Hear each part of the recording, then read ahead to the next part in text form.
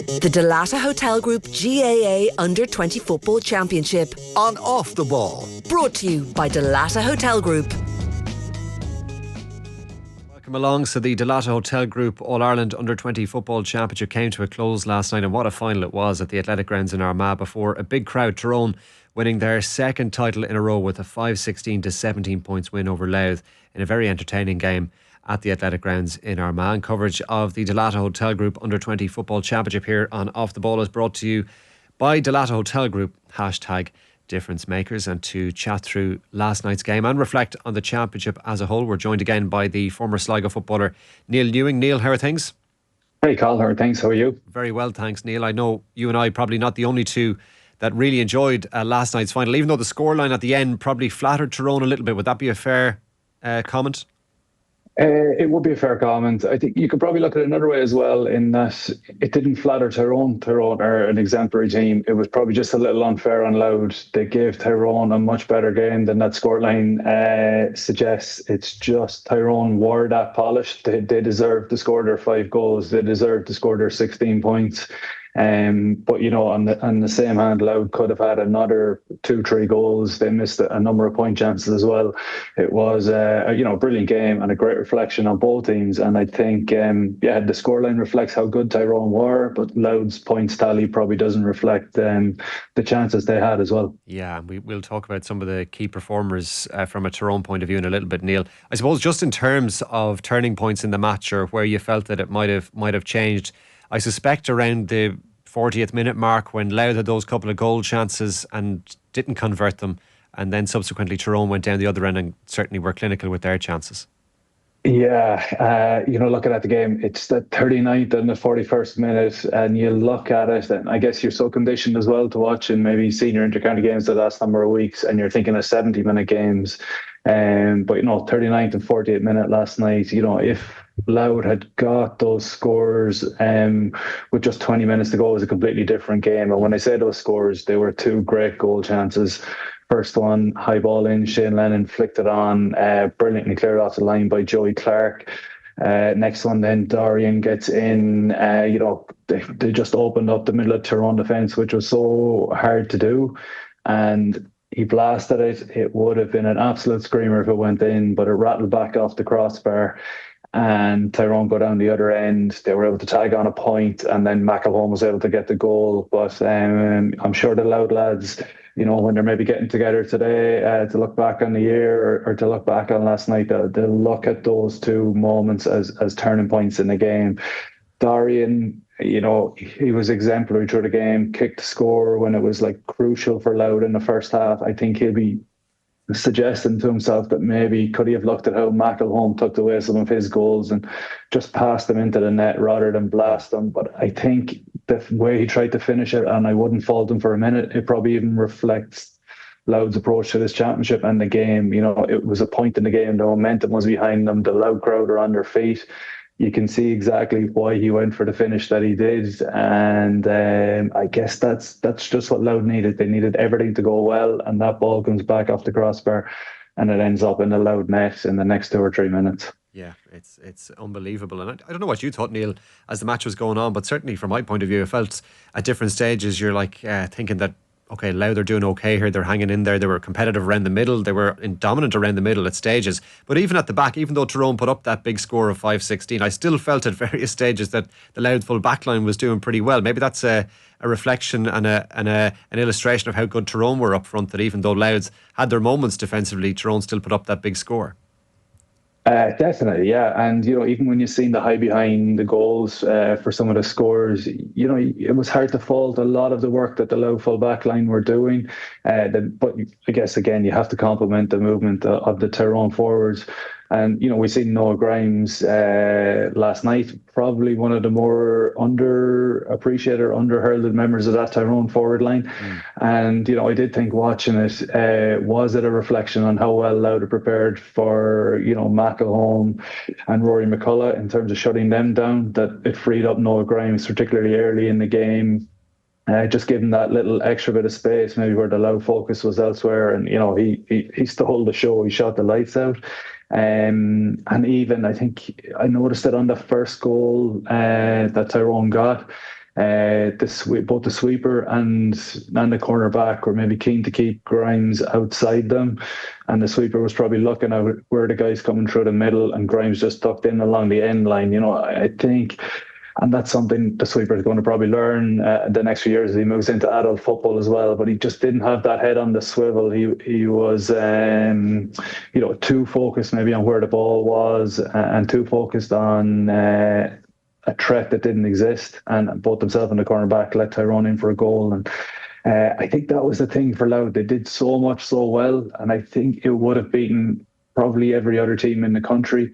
But this Tyrone team, the forwards in particular, they're so ruthless. If they get half a chance, they're going to take them and they're going to punish you. And, we even seen that on the scoreboard at halftime. For all the dominance that Louth had, they still went in, 2-7 to 8 points down. Yeah. And it was just the killer instinct. The conversion rate of Tyrone was so impressive. So what do you feel, Neil, then Louth could have done a little bit better, maybe to have closed that gap down in the end that was pretty significant? I would say not a lot, but for me, and maybe this is a little vague and a little ambiguous, but I think it's underrated, and it's concentration. Louth could have concentrated a little better. They had not the perfect game plan. They had a great game plan. They have loads of talent, loads of ability. It's just, I think they weren't used to concentrating that intensely for that long under that much pressure. And, we've seen it. They had the dominance on the kickouts. Just a few times they gave away slightly sloppy turnovers. They weren't skill deficits. They were just a concentration issue where it's just half a second, you make the wrong decision, they won't get the ball off you. And we've seen that. And that's where I felt sorry for the Louth full backline even. Some of the scores that Tyrone were able to get, it was really quick ball inside into acres of space. It was where Louth had lost the ball in a situation where they were exposed at the back, and they're psychological mistakes, as I say, rather than skill errors. They needed to cut that down. Louth, again, reflective of how good their game plan was. They got loads of chances in that first half, and they just didn't convert them. And again, that's maybe not been used to playing at just the top intensity right throughout the year. And I say top intensity, it's all relevant there. Like, Louth would do that to any other team in the country. They'd be able to put them under the pressure that they're not able to take their chances.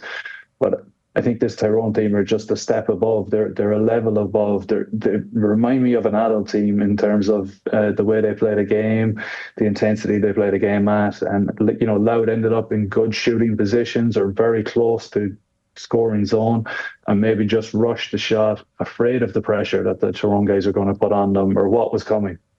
The approach from Tyrone to this match, we spoke about it in the lead into it, that obviously they were huge favourites heading in. They were defending champions. Were you impressed by how they managed the game last night, particularly given how well Louth played at various stages? Yeah, you had to be impressed by how they managed the game. It's interesting for Tyrone. They were dominating on the kickouts, and maybe it's reflective of some of their sides. I know that's 3 of the last 4 under-20s they've won, but they've won them without a lot of big men. And they've had success at schools level without a lot of, I said big men, without a lot of tall men. They're generally producing excellent, relatively short footballers. You had to be impressed with how Tyrone managed to be so much better on the scoreboard, at least. But I think, in their general play, so much better. Despite not having that primary possession. And it was just any possession that they did get, they managed it so well. And for me, it's something that stands out with a lot of Tyrone teams. You can see just how well they're coached, and it's the runs off the ball when they get the ball back. You see guys getting ahead of the ball with really, really hard runs. Sometimes they end up getting on the ball and, being the one that scores. But 9 times out of 10, they don't get on the ball. But you just look at the acres of space that they free up behind them as they get ahead of the ball. And, it ends up with guys getting what looks like an easy shot off for a point. But it's only an easy shot because 5-6 other guys have made really hard runs to free up that space and give them that chance to kick it over unopposed. Whereas we seen Louth, guys were getting into space, but maybe the movement off the ball wasn't just quite at the same level, and it wasn't freeing up the same space for the kicker. That you feel that's mostly down to coaching, Neil, probably down to football IQ that they've built up themselves as well over the years. Is it a combination of both? It is a combination of both, I think, yeah. But and it's Ulster, but in particular, probably Derry and Tyrone, their schools and the focus on the McCrory Cup system there. And I think we look at the Leinster Rugby Academy so much, or even the Leinster school system, and how that's able to produce such a huge number of internationals from such a small playing pool.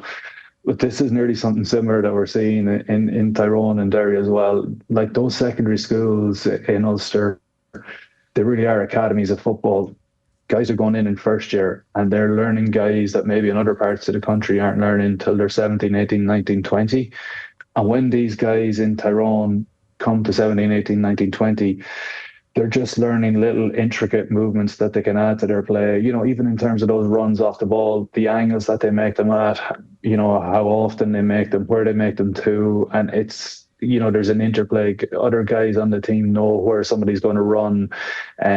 So while they're adding those like little fine details to their play, a lot of the other counties in the country are just trying to get lads up to the basics of tactical play. So, I know Jeremy McNulty involved in the Tyrone backroom team. He's involved at Oma CBS as well.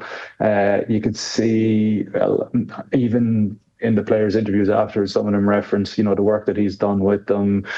Even on their own movement. So, it just reflects they have that link now from what is effectively part-time education, part-time football academies, and they're bringing that right through to county level now, and the link is there. And if you're Malachy O'Rourke or if you're Tyrone supporters, it's all exciting times, I think, in the next 3 years, definitely. Yeah, you're really excited when you're looking at some of the players. And just to mention some of them, you've mentioned the key man already, Noah Grimes with 2-6 last night. Owen McElhone got 2-4, 4-10 between two of their forwards is quite a tally in any game, not to mind an All-Ireland final.